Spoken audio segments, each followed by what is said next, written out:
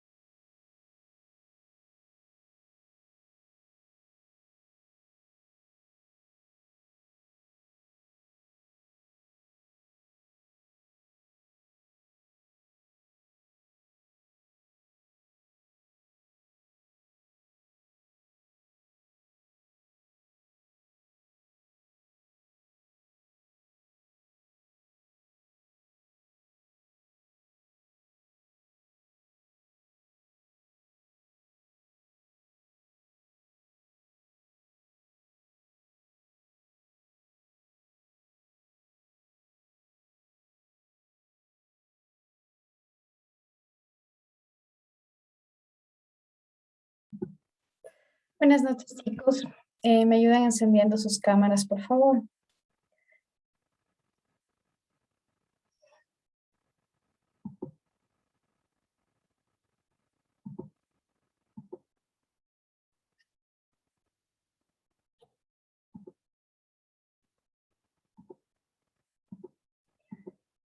Listo.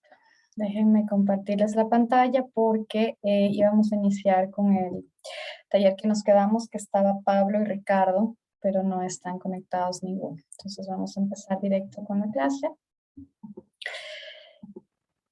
Y parte de lo que vamos a ver el día de hoy, vamos a ver dos temas, espero que lo alcancen, pero vamos a estudiar acerca de lo que es la motivación hacia nuestros vendedores específicamente.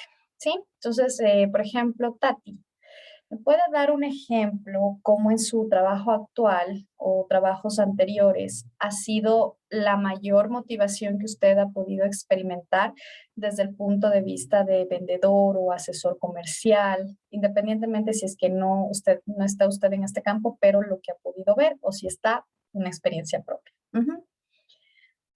Buenas noches, Inge. Yo creo que una de las motivaciones que se usa más es a nivel económico en el aspecto de ventas, de llegar a metas y cumplirlas y por cierta cantidad de ventas realizadas en el mes viene la remuneración económica adicional. Otra ha sido, tenía una amiga que trabajaba en la Sorti, entonces ella me comentaba que como vendedora le daban ciertos premios adicionales a ella porque siga y se mantenga en la línea, o sea que mensualmente le llegaba un premio hacia parte de ella. Eso. Ujú. Ok, un premio por el tema de justamente realizar las ventas. Ramiro, ¿me podría ayudar con otro ejemplo de una motivación para vendedores?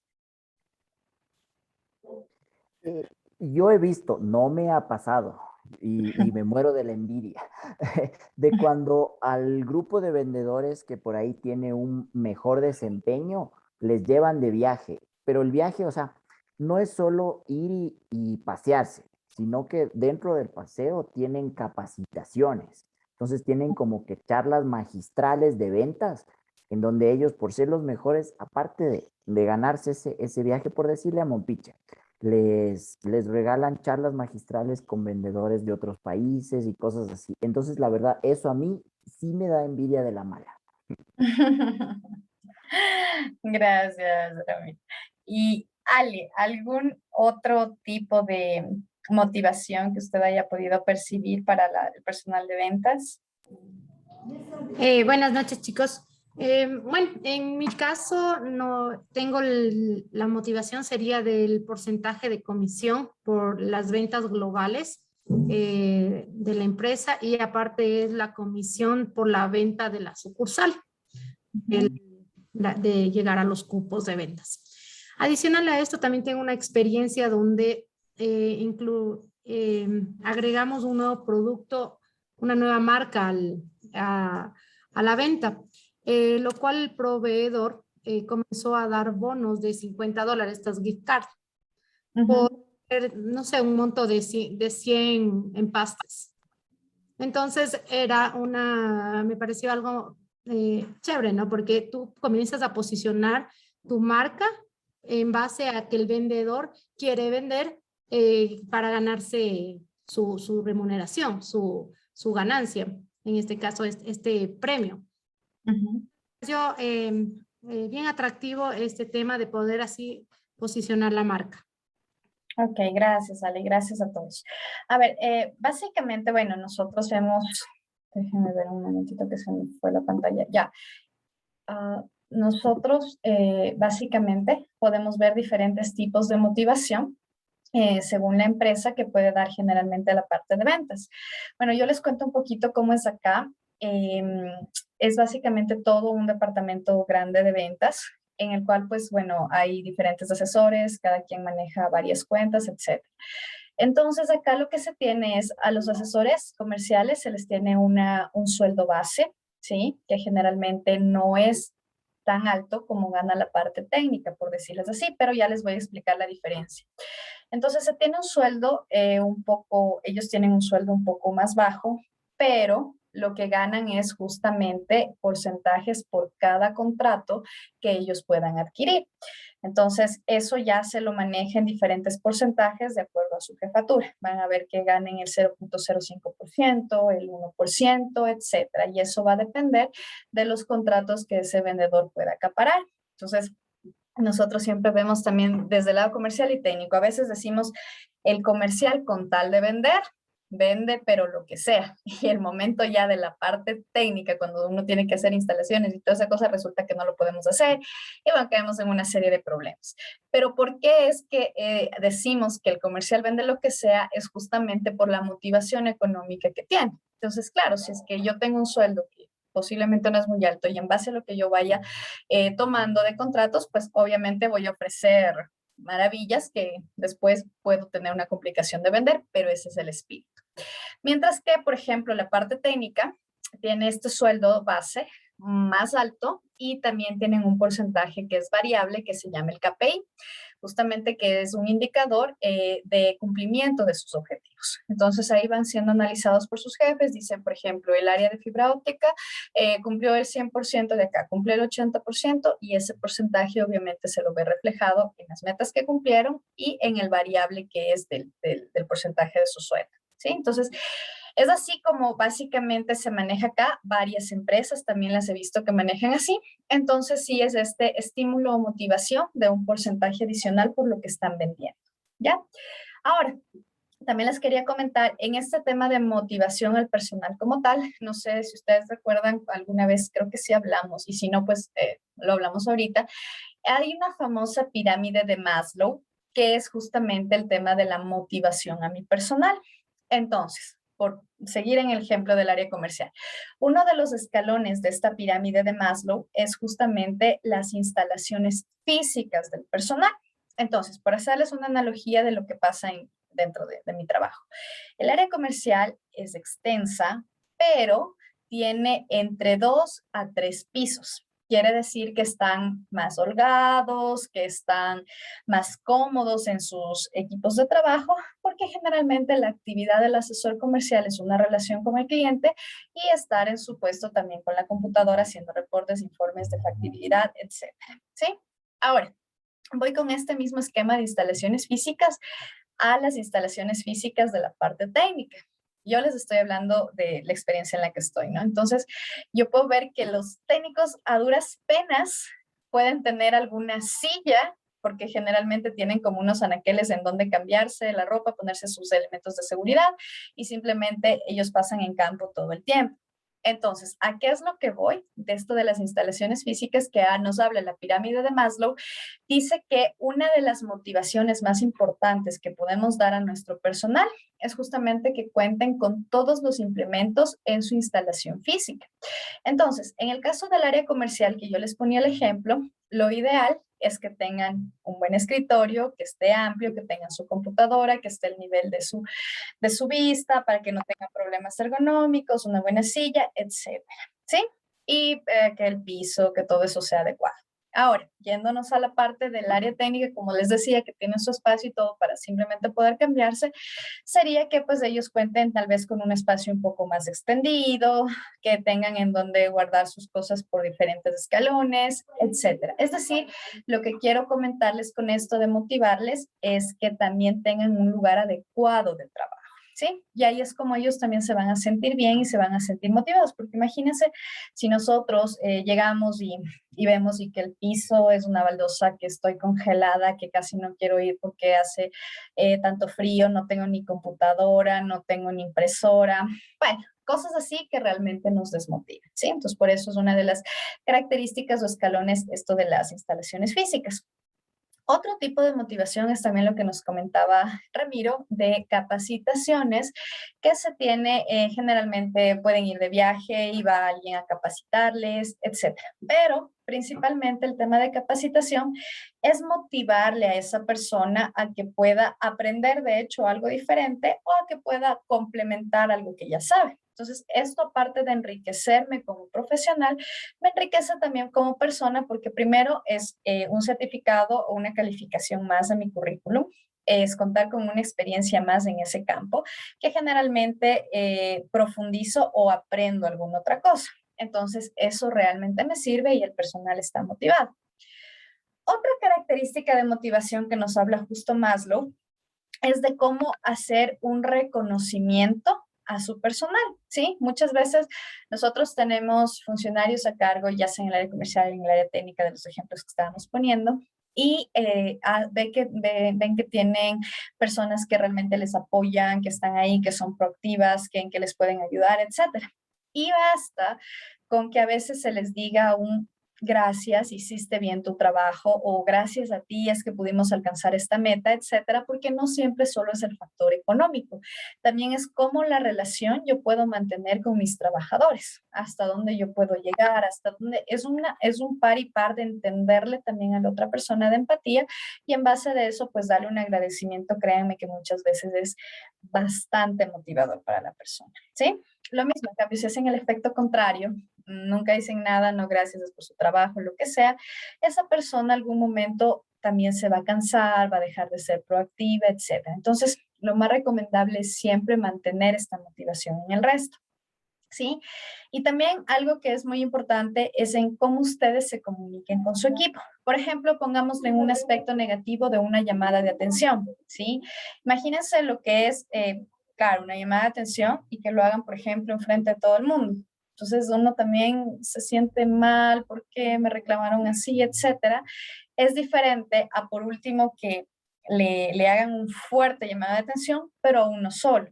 ¿Sí? Entonces, de esto también nos habla la famosa pirámide de Maslow, en la que nos dice que es muy grato decir a la persona en qué se equivocó, en qué falló, pero básicamente a la persona. ¿Sí? A veces cuando pasa esto, pues como les digo, toman alguna represalia o ya van más desmotivados o ya están en contra, etcétera, porque como seres humanos hay que aceptar nuestra característica, no nos gusta muchas veces que nos hagan quedar mal en frente de otras personas. Y bueno, podríamos seguir dando un sinnúmero de ejemplos de motivación, pero sí quería mencionarles esta famosa parte de Maslow porque es algo que ustedes, si ya no lo han visto, pero lo mencionan a lo largo cuando estamos hablando sobre todo de liderazgo, fuerza en ventas, etcétera.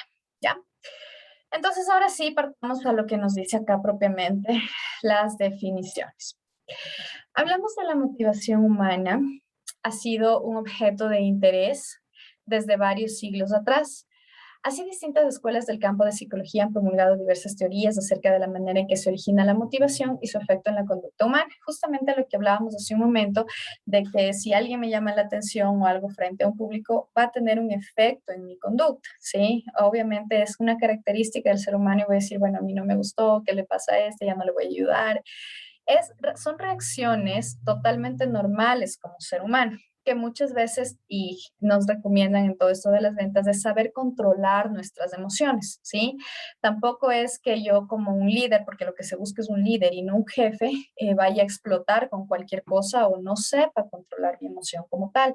Eso es lo que muchas veces se enfocan justamente todo esto de coach, de mentoring, en hacer que la persona que está a cargo pueda controlar esas emociones porque maneja un grupo de personas. Entonces, imagínense, si a mí me ven como que solo me altero, que grito, todo el mundo me va a ver así, ¿sí? Entonces, no les digo ni el un extremo ni el otro extremo. Hay que ser estrictos, llevar un liderazgo que se cumpla, pero tampoco hay que exagerar o irse a una parte ya de faltar el respeto a sus trabajadores, ¿sí? Entonces, porque esto causa justamente lo que nos dice acá, de un efecto en la conducta del ser humano. Ahora, acá nos habla que la motivación se ha definido como un proceso interno que activa, dirige y mantiene la conducta hacia un objetivo. Por lo que dicho proceso conduce a las personas a dirigir esfuerzos para alcanzar una meta. Esta dirección se acompaña de un grado de intensidad determinado para su consecución. Entonces, miren, básicamente lo que hemos hablado, ¿verdad? Es establecer un proceso en el cual nuestro líder nos diga qué norte, qué es lo que vamos a seguir, qué instrucciones, qué alineamientos vamos a hacer. para poder llegar a esa meta. Entonces, bueno, yo les comento, hay un sinnúmero de también propiamente las motivaciones que hemos dicho, ¿no? A veces uno lo ha hecho hasta como juegos. Yo les cuento en un trabajo anterior que teníamos, justo los viernes hacíamos un poco de socialización, desayunábamos juntos y todo, y a veces habían estrategias en las que yo les decía, bueno, el primero que me venga con una idea de acá, se va un día de vacaciones o cosas por el estilo. Entonces, ¿qué es lo que yo promulgo en la gente? En que también den esas ideas proactivas que me ayudan tanto a mí y que le ayudan tanto a la otra persona porque está siendo más proactivo y creativo en lo que puede hacer para obtener ese premio, ¿sí? Entonces, bueno, hay un sinnúmero de ideas que cada uno creo que lo hemos llevado a lo largo con nuestro equipo. Aquí nos habla otra vez de dirección, de rendimiento, es lo que ya hemos topado, ¿sí? Ahora, si nosotros nos ponemos a hablar de un plan de motivación, nos dice que el primer paso para realizar un plan de motivación que defina los incentivos, sobre todo profundizando cuáles son las necesidades y aspiraciones de los empleados. Las personas suelen presentar diferentes temas en cuanto a valores, necesidades y prioridades personales, ¿sí? Entonces, por esta razón aquí nos dice el equipo de dirección tenga desarrollado un profundo sentimiento de conciencia, ¿sí? Es lo que yo les decía. Cuando nosotros estamos dentro o somos parte de un equipo que tenemos un líder o viceversa, somos los líderes de un equipo, es importante aquí ponernos justamente un nivel de conciencia social, ¿sí? Es lo que yo les decía, no es cuestión solo de venir y dar órdenes, ¿sabes qué? Me tienes que entregar esto para allá, el otro para allá y parece que nos dieran látigo, ¿no? Pero el tema de esto es justamente cómo llevarme con mi equipo, ¿sí? Por eso es que yo creo que les mencionaba en la clase anterior, todo esto cómo ha venido enfocándose y cambiándose en los tipos de liderazgo y lo que se busca ahora es una participación en conjunto, una participación en equipo, que todos pueden opinar, etcétera, para poder llegar a un consenso y cumplimiento de los objetivos, ¿sí? ¿Qué nos habla acá también? Que las necesidades de una persona joven, a veces recién graduada, no van a coincidir con una persona que, por ejemplo, ya tiene mayor experiencia. Y aquí sí hay igual muchísimos ejemplos. No sé si a ustedes les ha pasado, pero cuando nos encontramos con personas que van, yo que les digo, 20 años trabajando en la institución, ¿sí? Y que están ya en su zona de confort, porque ya se quedaron ahí, cumplen con su trabajo, me voy en el horario y se acabó. Cuando uno viene también con un cambio, con unas ideas nuevas, es complicado de primera fase poder ya estar de acuerdo entre todos, porque justamente ahí viene, pero es que yo he trabajado acá 20 años, pero es que yo siempre he solucionado de esta manera y todo. Entonces, justamente esa adaptación al cambio es complicada si no llevamos un liderazgo adecuado. ¿Sí? Porque esta gente ya está básicamente acostumbrada a sus actividades, a su trabajo, como les digo, están en su zona de confort. Y sacarlos de ahí sí es más complicado. Entonces, ahí viene cómo es la estrategia con su equipo. Una de las grandes técnicas es justamente mostrarles cuáles son los beneficios que ustedes van a tener con este nuevo cambio. Por ejemplo, digamos que nosotros queremos automatizar todo lo que es esto de los trámites, del papeleo, etcétera. Que digamos teníamos a una persona ahí que ingresaba los trámites manualmente y todo. Ahora se puede hacer eso en línea, se puede ir contabilizando, se puede subir a la nube, se puede hacer maravillas con todo el desarrollo tecnológico que tenemos. Pero resulta que la persona, como les digo, no quiere cambiar, no, yo he hecho así, yo lo ingreso manualmente. Una de las técnicas importantes como líder es justamente indicarles qué beneficios van a tener. Por ejemplo, decirles, mira, de las 8 horas que tú te demoras en ingresar manualmente tal trámite, con esta automatización te vas a demorar 1 hora, por ponerles de un extremo al otro, ¿no? Entonces, ¿qué es lo que le hacen ver ustedes a esta persona de su equipo o a su personal?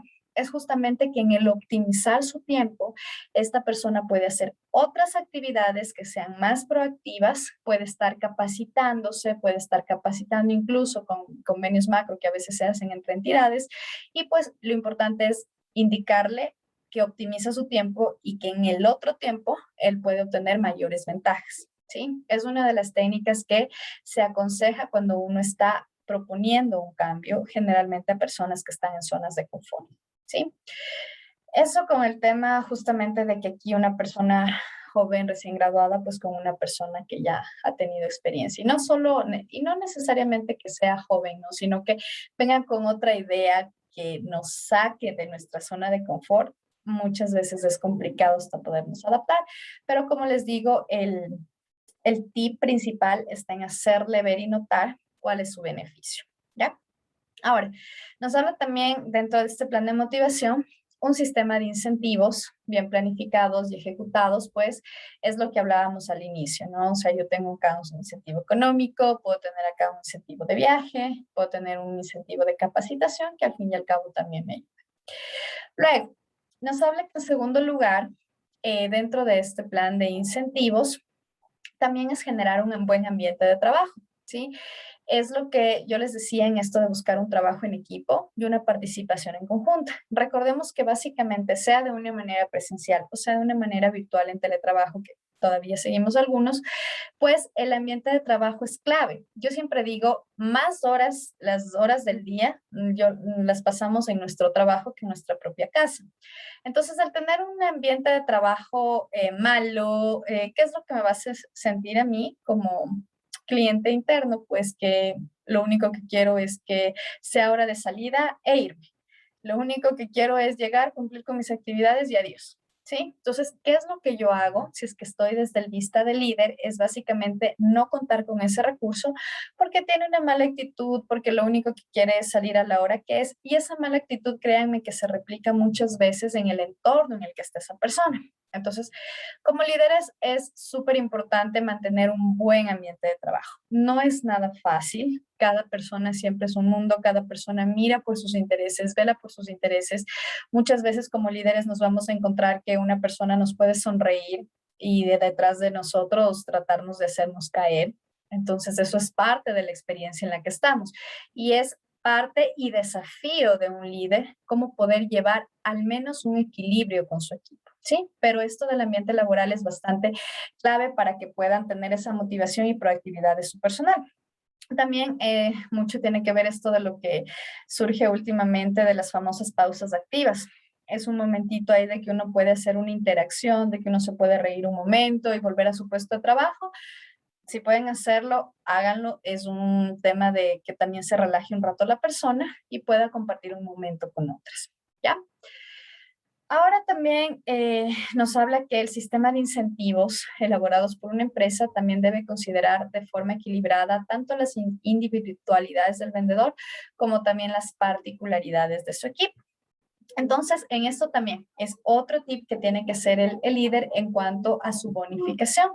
Si yo les digo, por ejemplo, eso generalmente en la empresa privada es, como les digo, hay una diferencia a veces marcada, ¿sí?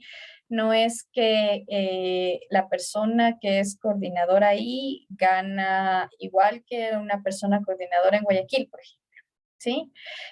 Cada quien es como que tiene su propia negociación en función de las actividades que hace, lo cual es menos visible en la parte pública porque yo no puedo dar incentivos y generalmente vienen ya marcados los diferentes puestos y salarios, ¿sí? Entonces, por eso les ponía un poquito el ejemplo hacia la parte privada, en donde yo sí puedo jugar con diferentes estrategias, con diferentes bonificaciones que le puedo hacer a la persona A diferente a la persona B, ¿sí?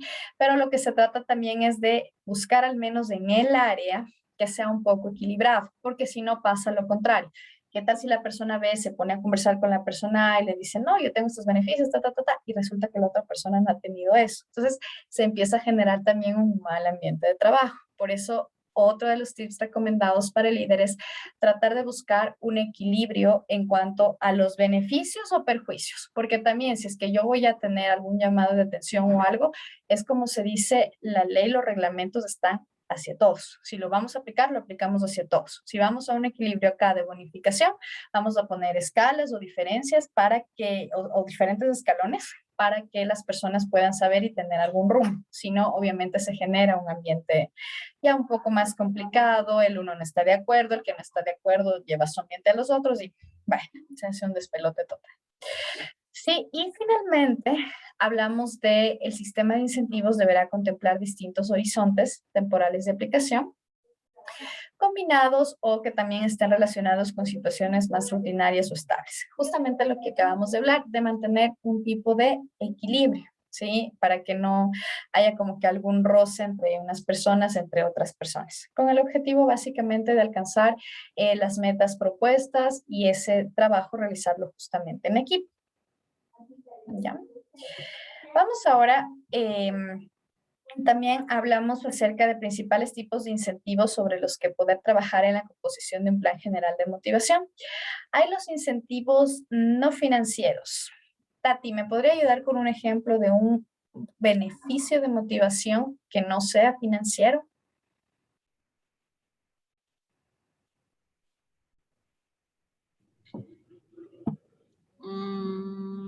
¿Qué podría ser?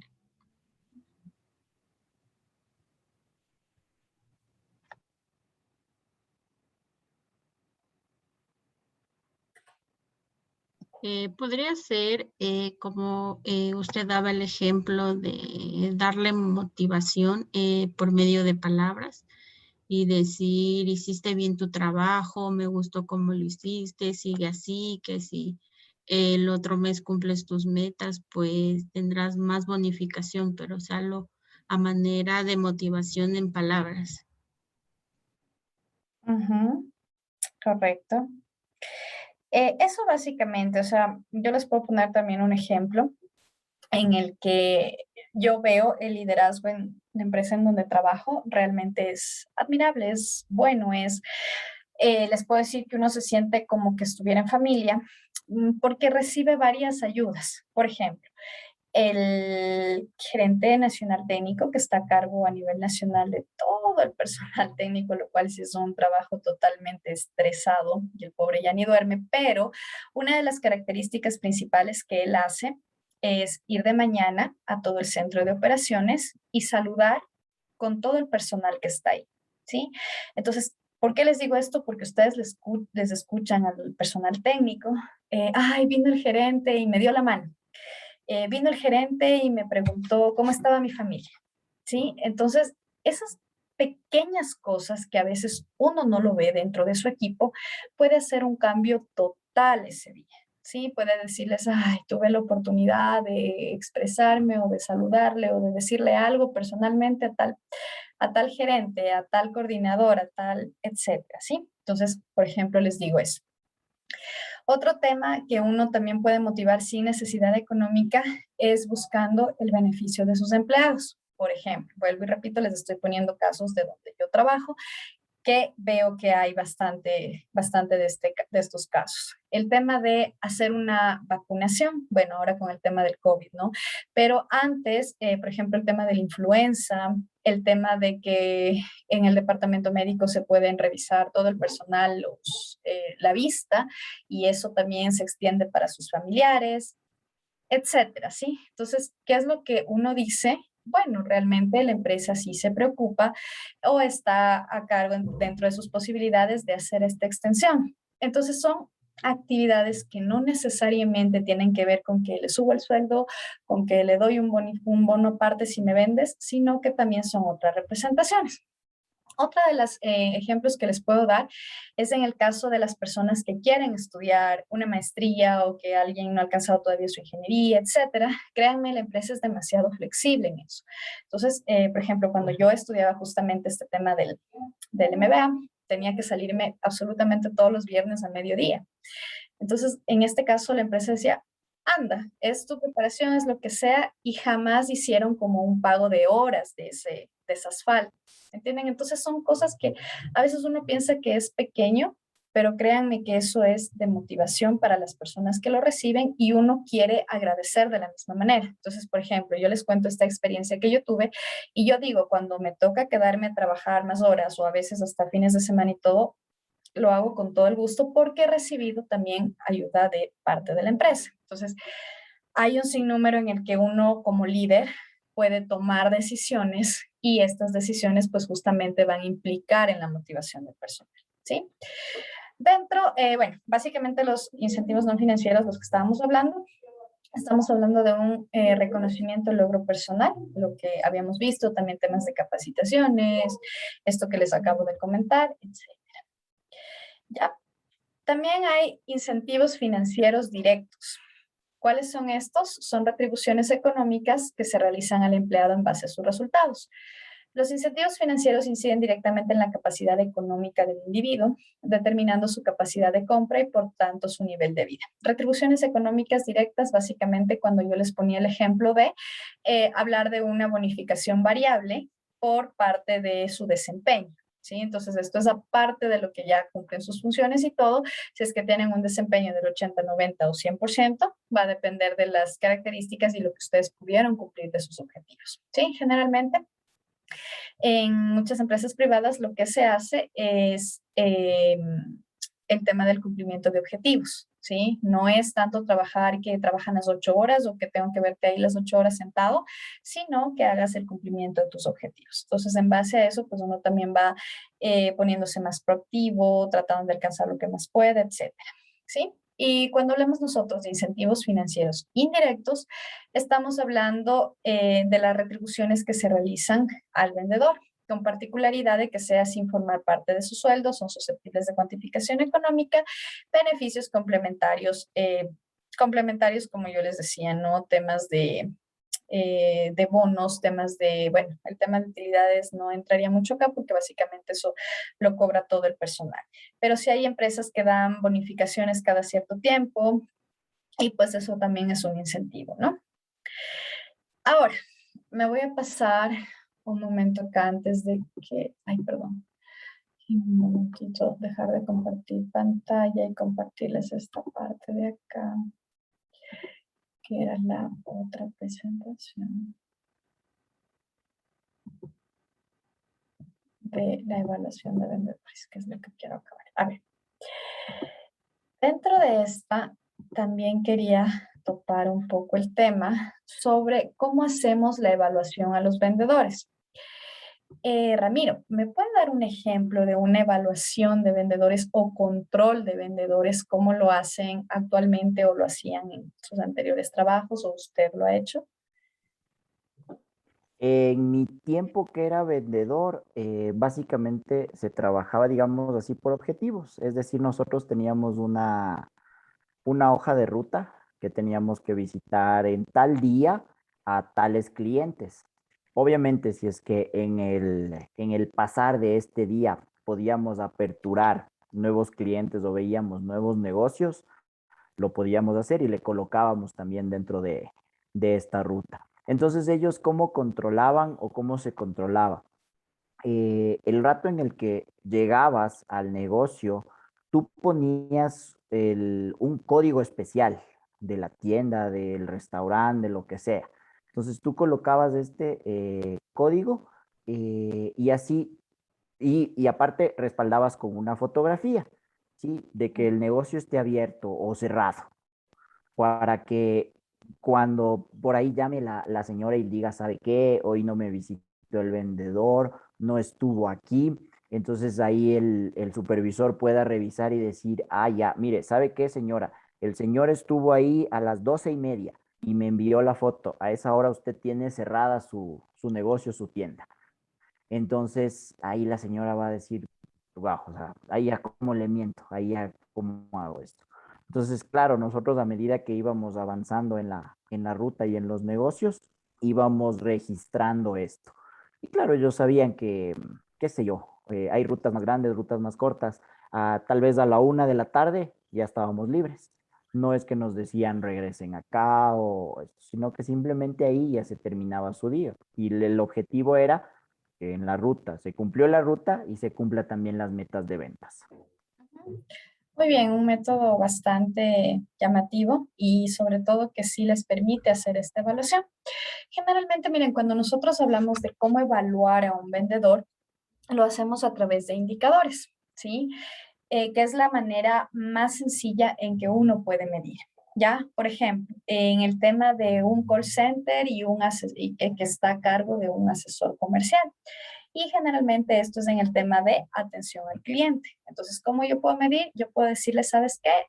Cada asesor comercial que está hablando aquí con el cliente debe cumplirme con al menos 30 llamadas al día. ¿Sí? Entonces, ese monitoreo yo lo puedo tener con cada asesor cuántas llamadas contestó. Entonces ahí yo puedo saber, cumplieron las 30, alguien cumplió 20, alguien cumplió 10, alguien pasó las 30, etcétera, y en base a eso tomar decisiones. Por ejemplo, si es que yo veo que la gente está cumpliendo con menos cantidad de esto, puedo tener un sinnúmero de factores que los voy a ir analizando. Puede ser que realmente no está capacitado totalmente el asesor para dar una solución más rápida, entonces voy a implementar capacitación justamente en esta parte. Puedo también descubrir que estoy teniendo una llamada por un problema que está consecutivo, entonces puedo alternar una línea exclusiva para eso y que no me quite todo el tiempo de los demás asesores que están evolucionando. Entonces, en base a esos indicadores es lo que, aparte de medir al vendedor, permite al líder tomar decisiones de cómo mejorar esos tiempos, ¿sí? Entonces, generalmente cuando hablamos de evaluación, como les digo, lo más sencillo es crearse indicadores para que me puedan dar una opción de respuesta y en base a eso yo tome una decisión. Ahora, también hay otras empresas que se van ya un poco más a la exageración y ponen como unos 20 o 30 indicadores. No es la idea. Generalmente se recomienda que dependiendo de la magnitud de la empresa, pero no se pase de unos 7 indicadores. Es lo que varios libros y varios autores nos recomiendan. Lo que tenemos que tener en cuenta acá es que hagamos indicadores que nos van a agregar valor, es decir, que me van a identificar a mí como líder, poder establecer qué es lo que está fallando. Generalmente para eso es un indicador, o qué es lo que está correcto. Pero si yo voy a tener indicador por todo y ese todo de información no me está aportando valor, lo tengo de gana. De hecho, estoy reportando o no estoy haciendo una optimización de recursos, ¿sí? Ahora, vamos acá y nos habla que el término de evaluación es muy utilizado a nivel cotidiano en muchas de las facetas de nuestras vidas, no solo en lo profesional, correcto. De alguna manera podemos decir que estamos continuamente sometidos a evaluaciones, unas veces realizadas por agentes externos y otras a nivel interno. Es decir, como cuando manejamos clientes internos y externos, básicamente tenemos las mismas evaluaciones. Entonces yo puedo tener una evaluación propiamente de la empresa en donde trabajo, o puedo tener también una evaluación ya de mi cliente externo.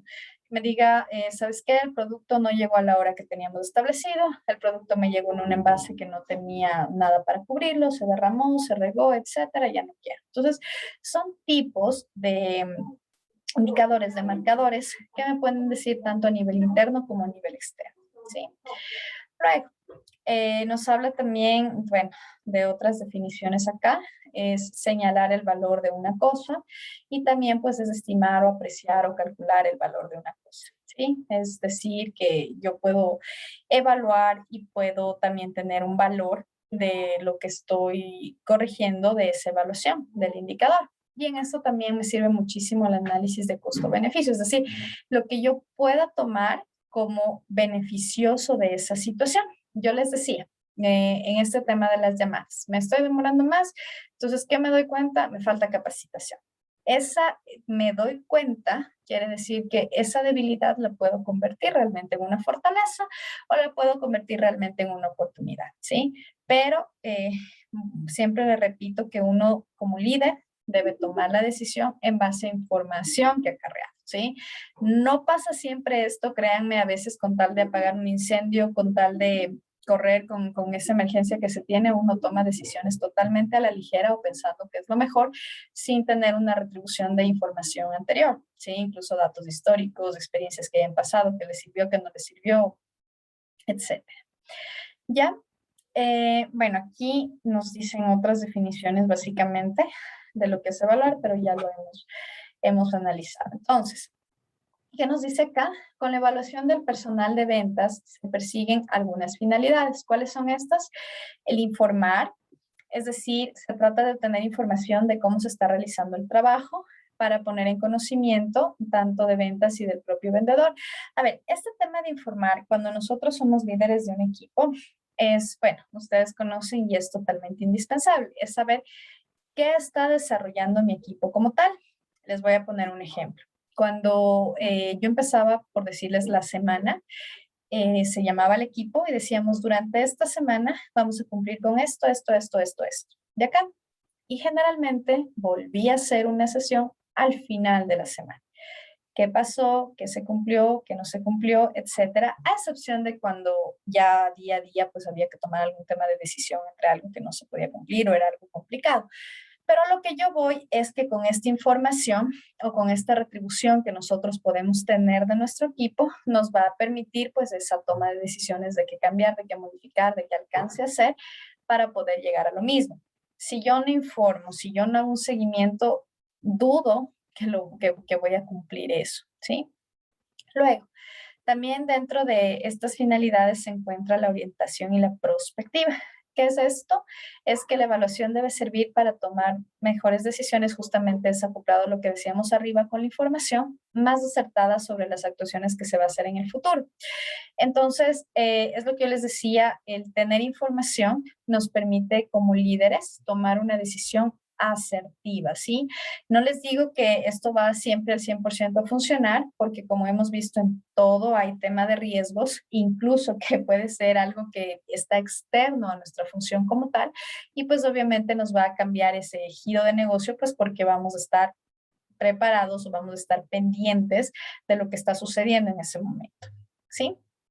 Como tercera característica de estas finalidades está justamente el canal de comunicación, que representa una comunicación formal, periódica y sistemática entre el vendedor y la dirección.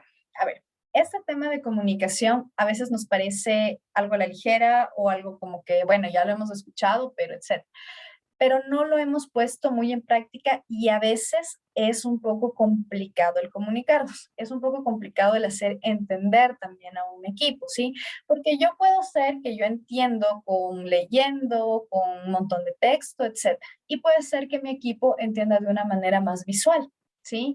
Entonces, está ahí el cómo yo me puedo comunicar y cómo ustedes pueden conocer a su equipo. Entonces, el momento en que se conoce, uno ve que lo más sencillo, por ejemplo, yo siempre digo algo que yo quiera explicar, un plan estratégico que sea totalmente largo, que sea totalmente extenso, los famosos mapas estratégicos son los que me ayudan a comunicar de una mejor manera. Imagínense si yo les diría, ¿saben qué, chicos? Para mañana tienen que leerse un plan estratégico que son 300 hojas. Primero, bueno, va a decir esta profe ya se enloqueció. Y segundo, pues no van a prestar la atención o van a enfocarse directamente en leer las 300 hojas, ¿sí? Es lo mismo que yo haría si es que igual tuviera alguna clase y me mandan a leer eso. Básicamente, cuando ya es demasiado extenso, lo que yo hago es leer un índice, ver las partes más importantes y tratar de sacar un resumen de eso. Fin, porque no hay más tiempo, porque no hay esa disponibilidad tampoco. Entonces, pero si yo les dijera, chicos, aquí he resumido en un mapa conceptual cuáles son los propósitos de este plan estratégico. Tengan por seguro que solo con esa visualización ustedes van a entender muchísimo mejor que así se terminen de leer por último las 300 hojas, ¿sí? Entonces, por eso les digo que esta parte comunicacional para con su equipo y para con su cliente es totalmente indispensable. Y por eso, cuando veníamos desde partes anteriores en conocer a su segmento de clientes, es indispensable porque ahí yo puedo saber cómo llego al cliente, con qué conexión, con qué palabras y gestos llego a mi cliente, que eso es importante. Sí, siempre yo digo, y creo que les he repetido varias veces, no es lo mismo decirles vamos a vender una computadora a niños que vamos a vender una computadora a personas que ya trabajan. ¿Sí? Entonces de ahí es hasta cómo yo me puedo acercar a un niño con algún juguete, con alguna cuestión que sea amigable para sus ojos, mientras que para las personas que ya trabajan voy con un poco más de seriedad y mi comunicación va a ser totalmente diferente, ¿sí? Entonces, eso en el tema del canal de comunicación. Ahora, también tenemos lo que es motivar y estimular. Nos habla que servirá para motivar al equipo de ventas un reconocimiento formal de los buenos resultados, estimular al vendedor ante peores evaluaciones. Bueno, esto tiene que ver con lo que ya mencionamos de la evaluación de mi personal en la otra presentación, donde hablamos de la pirámide de Maslow y cómo podemos hacer este incentivo, que no, ya vimos que no únicamente se busca un incentivo económico, ¿sí? A eso se refiere el número 4. Y el número 5, que es de retroalimentar, nos dice que la valoración puede realizarse sobre el propio proceso de evaluación. A ver, esta parte yo siempre les digo y es clave, ustedes lo van a encontrar en todo proceso, en todo proyecto, siempre vamos a tener mi famosa mejora continua, que nos podemos acordar fácilmente cuando hablábamos del círculo de Deming, ¿se acuerdan? El PHBA. planificar, hacer, verificar y actuar. Es decir, al final yo siempre voy a tener una retroalimentación y voy a tener que mejorar.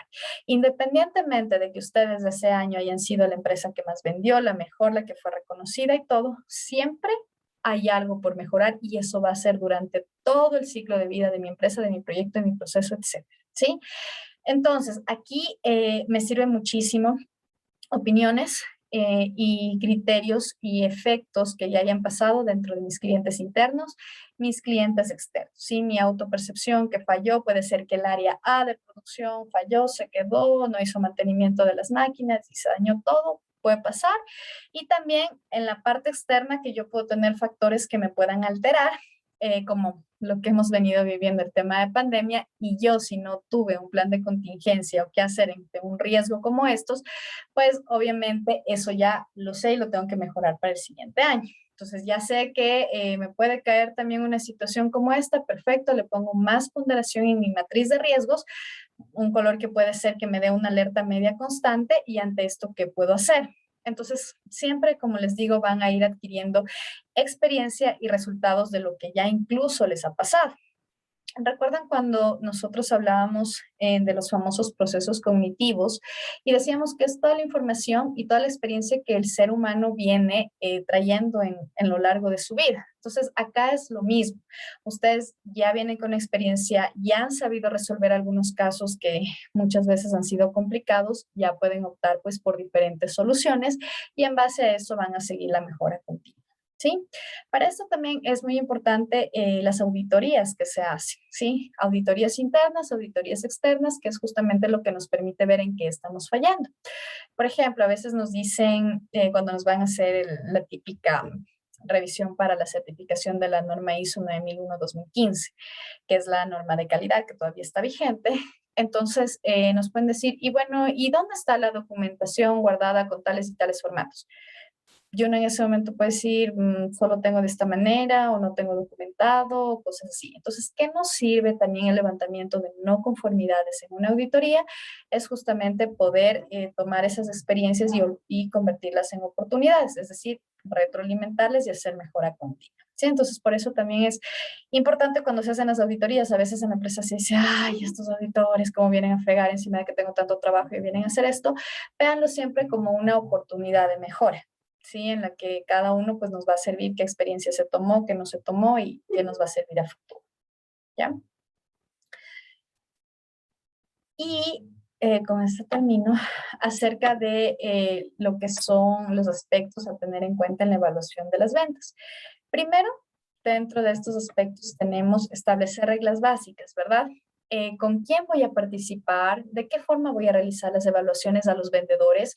¿Qué indicadores son los que yo voy a poner para tener dentro mi control y mi evaluación? ¿Con qué frecuencia lo voy a hacer? Siempre va a depender la frecuencia de cuál es la meta que yo quiero llegar. Por ejemplo, yo puedo decirles, ¿saben qué, chicos? Al final del año vamos a haber incrementado el 5% de ventas referente al otro año. Entonces, en función de eso, yo puedo decir cada qué periodo voy a hacer un seguimiento. Puedo decir, yo voy a hacer un seguimiento mensual, un seguimiento quincenal, un seguimiento trimestral, dependiendo de cómo va encaminado ese proceso. Digamos que de los 5 puntos estamos ya en 4 que hemos cumplido. Puedo, por decirlo así, un momento estar un poco más tranquilo, pero sin embargo continuar con mi seguimiento, ¿sí? El otro punto que nos habla de determinar indicadores y fuentes de información. Justamente lo que hablábamos hace un momento, cuál es la manera más sencilla de poder realizar un control, un seguimiento exhaustivo, es justamente a través de los indicadores que me da una información y me da un resultado totalmente práctico para yo poder tomar una decisión. ¿Sí? Estoy hablando desde el campo del líder. Y tercero, que es establecer los objetivos o valores de los indicadores. Es decir, una vez que se cuenta con los mismos, es necesario establecer metas u objetivos para los mismos. ¿Cuál es el ejemplo acá? Yo les decía, no es muy aconsejable llenarnos de indicadores, a veces queremos tener 20, poco más. Yo les decía, se recomienda no más de 7 dependiendo del tamaño de la organización, pero básicamente es, como nos dice aquí, establecer objetivos o metas para los mismos. Entonces, mi objetivo, como yo les hablaba de estas famosas 20 llamadas que hay que contestar, es que se cumplan 30, pero para que se cumplan 30, ¿qué decisiones son las que debo tomar? ¿Sí? Debo capacitar a mi asesor, bueno, lo que decíamos anteriormente, pero es poder establecer este valor a este indicador. Y una vez que yo establezco esto, puedo priorizar cuáles son los indicadores que me interesan muchísimo más. Puede ser que de los 7 indicadores, los 3 primeros son los que son totalmente fundamental para la empresa, ¿sí? Y los otros son importantes, pero en un poquito de grado inferior. Ya a eso se refiere con establecer los objetivos o los valores que van a tener los indicadores. ¿Cuál me va a aportar más y cuál sí me va a aportar, pero no me permite tomar tampoco unas grandes decisiones, ¿sí? Entonces, por eso les digo, siempre que uno va a implementar indicadores, veamos que realmente eso nos agregue valor de información para poder tomar una decisión. Si no, simplemente lo que hago es llenarme de papeles de indicadores que no me están aportando absolutamente nada, ¿sí? Eso, bueno, era la clase hasta hoy. No sé si tienen alguna pregunta de esto de la motivación o acá sobre las características ya definidas para las ventas. ¿No? ¿Todo está claro? Sí, Ale, diga. Hola, profe. Tengo unas dudas. No sé, no le entendí muy bien qué es esto del KPI. Adicional a eso, quería consultarle 2 cositas de las tareas. Con Le gusto. estoy mandando las tareas con el formato del nombre y como usualmente no sabe hacer poner el nombre, la materia y etcétera. Le mando así nomás. Sí, Y sí, sí, sí. ya, y como en las tareas veo que son más que todo respuestas de unas preguntas que están ahí, no creo que es necesario ponerle bibliografía o algo así, ¿verdad? No es necesario si es que no obtuvo algo textual de algún libro, ¿sí? Porque a veces para nosotros querer dar una respuesta, yo a veces cito algún concepto y de ahí continúo con mi propio criterio. Si es que lo hizo de esta manera, tiene que citarlo y si no, pues básicamente en bibliografía usted me pone la frase de criterios personales. No hay ningún problema. Ya, Ujú. ok. Ya, y con respecto a su pregunta del KPI, con todo gusto. A ver, el KPI es un indicador justamente del cumplimiento de objetivos. Entonces, para eso plasmarlo un ejemplo, digamos en el mismo trabajo en donde estoy.